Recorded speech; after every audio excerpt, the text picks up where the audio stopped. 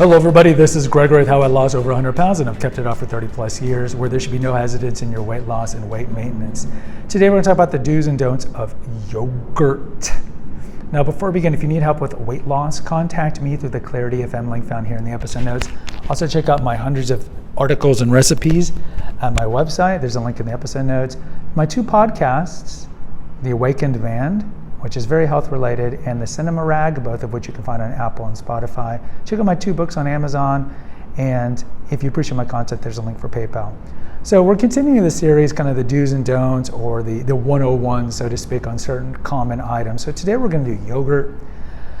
I have mentioned yogurt tangentially in different episodes because yogurt is one of those things that it's overall pretty healthy for you, because even if you are kind of sensitive to lactose, most yogurt, in particular Greek yogurt, is low in these things. So you shouldn't have an allergenic effect to yogurt. The reason why we should be eating yogurt is because it's a probiotic food, meaning that if you get Greek yogurt or fermented yogurt, it's going to have bacteria and fungus that is good for your microbiome. And we have previous videos here why the microbiome is important, but in short, having a bad microbiome, a microbiome are the 10% of the cells in us and on us are human. So we are crawling with microorganisms, much of it on our skin and in our intestines, and they help break down food. But when you have dysbiosis or a bad gut health, leads to bloating, flatulence, weight gain. You have low serotonin levels, so it can affect your mood, your immune system is lower, and it has a host of problems. So we do want to eat a lot of foods that are probiotic and prebiotic. We have a previous episode on this. So yogurt is typically the cheapest probiotic food you can go out there. You can buy a lot of kefir or kimchi, if you like kimchi, and some other items, kombucha, but Greek yogurt's pretty cheap. So I would tell you, try to eat Greek yogurt. And when I mean yogurt, the yogurt 101 is don't buy non-Greek yogurt, because yes, there's nutritional benefits to yogurt. It's a decent source of protein, and it's a decent source of calcium and vitamin D.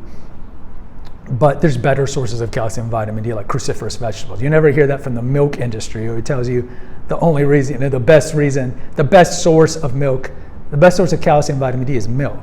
And that's all that program we got from the milk industry, the milk lobby forever, right? Milk does a body good and so forth.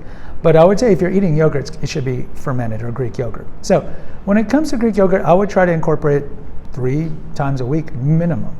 Now with yogurt, you have options. The 2 big options are going to be how much milk fat's in it and how much sugar is in it. I personally tell you, now get away from the Ansel Keys 1980 paradigm that fat's bad.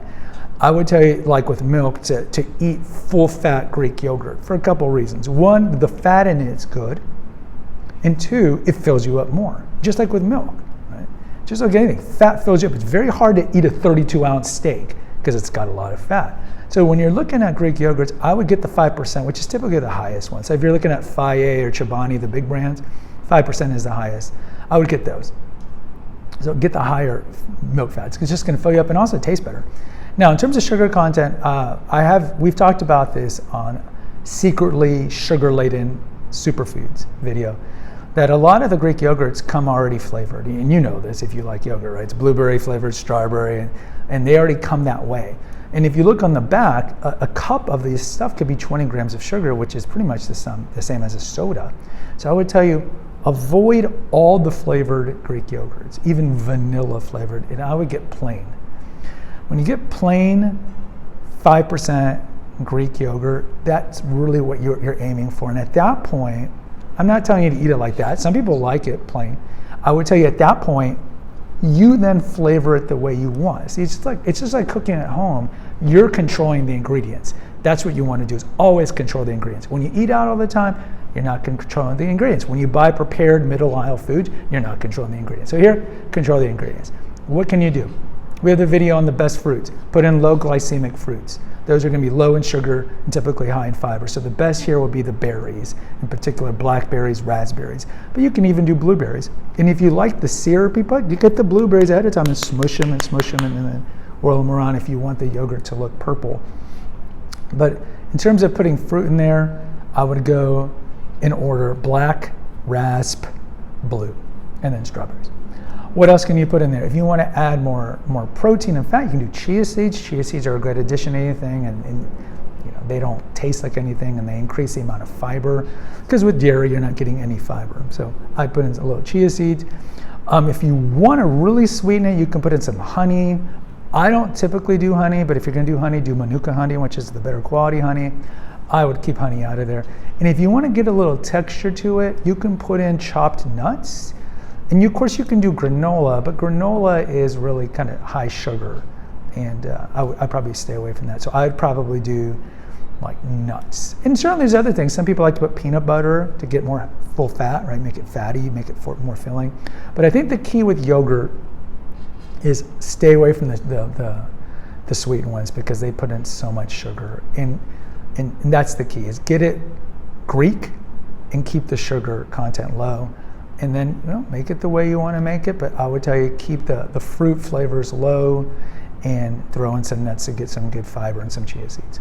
Guys, post in the comments. I'd love to hear from you. Hit the notification, subscribe, and share button. Until next time, take care, God bless, and pray.